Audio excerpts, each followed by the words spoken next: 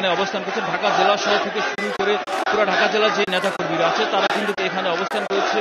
ছাত্রদল, যুবদল, স্বেচ্ছাসেবক দল থেকে শুরু করে বিএনপি অন্য সংগঠনের যে নেতাকর্মীরা আছে তারা কিন্তু এখানে অবস্থান করছে। এখানে মূলত আজকে প্রধান অতিথি উপস্থিত থাকবে বাংলাদেশ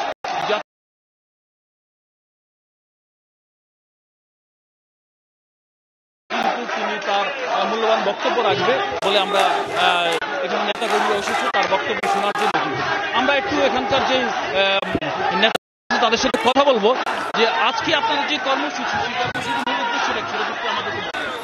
আজকে আপনারা জানেন যে বিগত 16 বছর ধরে আমরা জনাব তারেক রহমান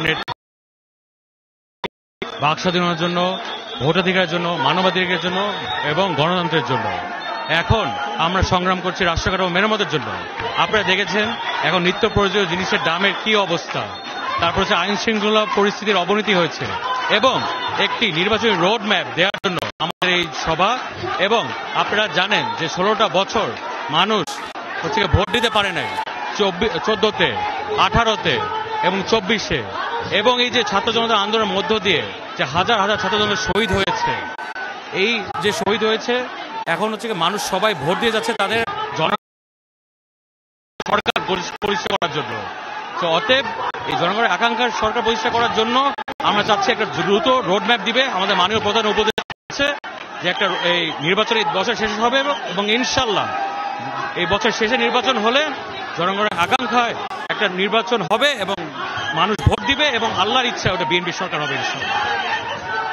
যেমনটি শুনলেন আপনি, ঠিক আছে, যেমনটি শুনলেন আপনি। এখন আমরা এই আসনের বিএনপি যে প্রার্থী কথা বলবো।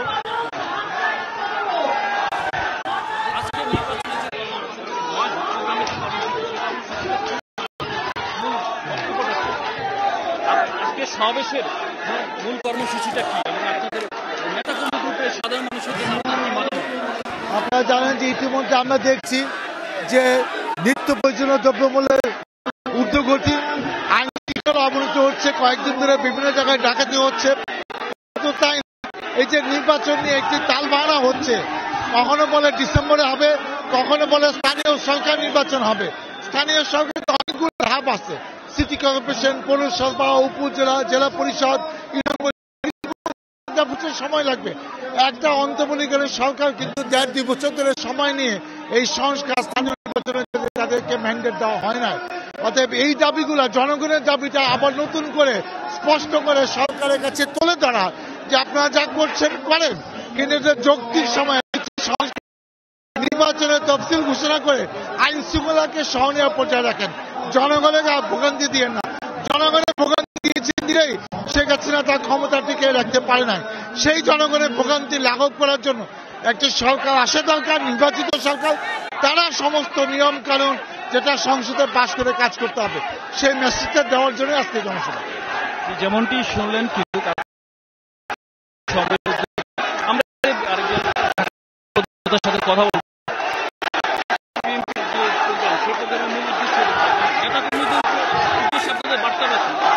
আমাদের একটি লক্ষ্য এবং উদ্দেশ্য, সেটা হলো 15.5 বছর একটি পতিত স্বৈরাচার যিনি বাংলাদেশের ম্যান্ডেটবিহীন সরকারে ছিল এবং তারা জনগণের কোনো অধিকারকে প্রাধান্য না দিয়ে শুধু তাদের উচ্চাভিলাষিতার কারণে একটি পার্শ্ববর্তী রাষ্ট্রের ইচ্ছাকে প্রাধান্য দেওয়ার জন্য তারা এই দেশের রাষ্ট্র কাঠামো ভেঙে দিয়েছে। আমাদের বিএনপি সম্মানিত ভারপ্রাপ্ত চেয়ারম্যান জনাব তারেক রহমানের একটি কথা, সেটা হচ্ছে হারানো গণতন্ত্র পুনরুদ্ধার এবং বাংলাদেশের সাম্য, মানবিক উন্নয়ন এবং উৎপাদনের রাজনীতিকে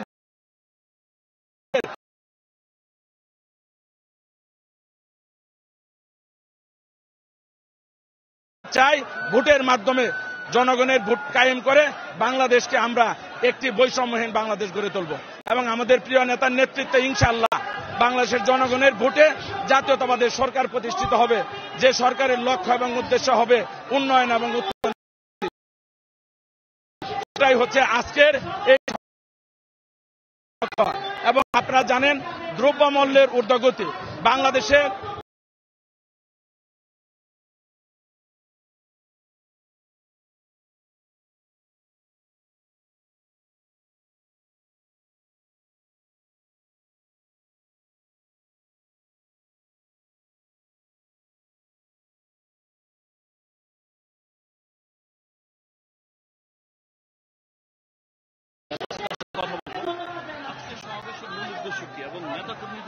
আপনার কি বক্তব্য থাকবে? আজকে সমাবেশের মূল উদ্দেশ্য হলো যে দ্রব্যমূল্যের যে ঊর্ধ্বগতি এটা সরকার সামাল দিতে পারছে না, এটা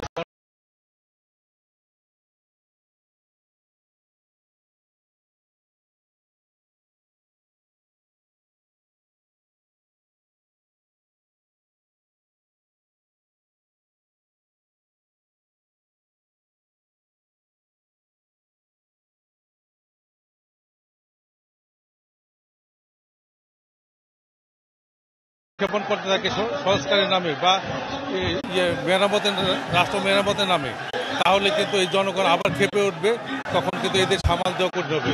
সুতরাং এই সরকারের কাছে দাবি থাকবে অতি সত্বর সংস্কারের নামে সময় নষ্ট না করে অতি সত্বর নির্বাচনের ব্যবস্থা করুন।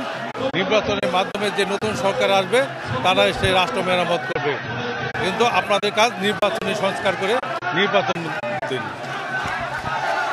যেমনটি দেখলেন এখানে কিন্তু নেতাকর্মীরা অবস্থান করছে, তাদের মূল দাবি হচ্ছে নিত্য প্রয়োজনীয় যে পণ্য আছে সেগুলো কিন্তু কমানো এবং আইন শৃঙ্খলার যে পরিস্থিতি অবনতি হয়েছে সেটি কিন্তু অতি দ্রুত সম্ভব আইন রক্ষাকারী বাহিনী যে পরিস্থিতি ঢাকা শহর থেকে শুরু করে সবকিছু অবনতি হয়েছে সেগুলো কিন্তু তাড়াতাড়ি ঠিক করা এবং দ্রুত নির্বাচনে ম্যাপের দাবি করেছে এবং হচ্ছে রাষ্ট্র মোকাবেলা নানা ষড়যন্ত্র নিয়ে মূলত আজকের এই সমাবেশ অনুষ্ঠিত। এই যে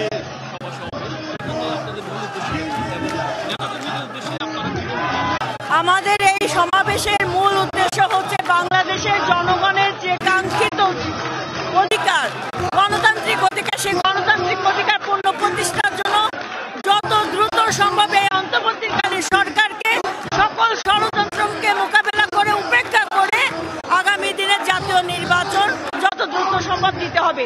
একই সাথে রাষ্ট্রের দোসর শেখ হাসিনার দোসররা এখনো দেশি বিদেশি ষড়যন্ত্রকারীদের সাথে মিশে ষড়যন্ত্র করছে, সেই ষড়যন্ত্রকে আমাদের সকলকে ঐক্যবদ্ধভাবে মোকাবেলা করতে হবে এবং জনগণের যে দুর্ভোগ, আপনার নিত্য পণ্য সামগ্রীর দাম বেড়ে যাচ্ছে, আইন শৃঙ্খলার অবনতি, এই সকল কিছু জনদাবিতে আজকের এই সমাবেশ।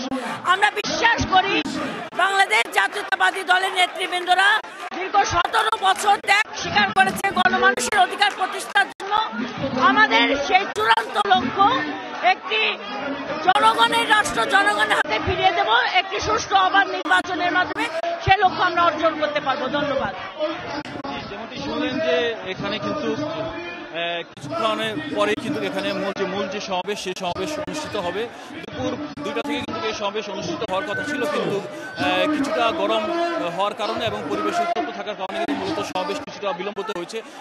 প্রচুর মানুষ দেখতে পাচ্ছি, সাধারণ মানুষ এখানে এই সমাবেশে অংশগ্রহণ করেছে। তারা বিএনপির যে 31 দফা দাবি এবং তারা যে আজকে যে 4টি দফা দাবি নিয়ে এই সমাবেশ করছে সেই দাবির সাথে তারা একমত এবং তারা অতি দ্রুত নির্বাচনে সুষ্ঠু একটি নির্বাচন চাচ্ছে এবং সুষ্ঠু নির্বাচনের যে একটি রোডম্যাপ দেওয়া উচিত সেটি বলে তারা মনে করছিল। আমি এখানকার সাধারণ মানুষের সাথে কথা বলে জানতে পারছি।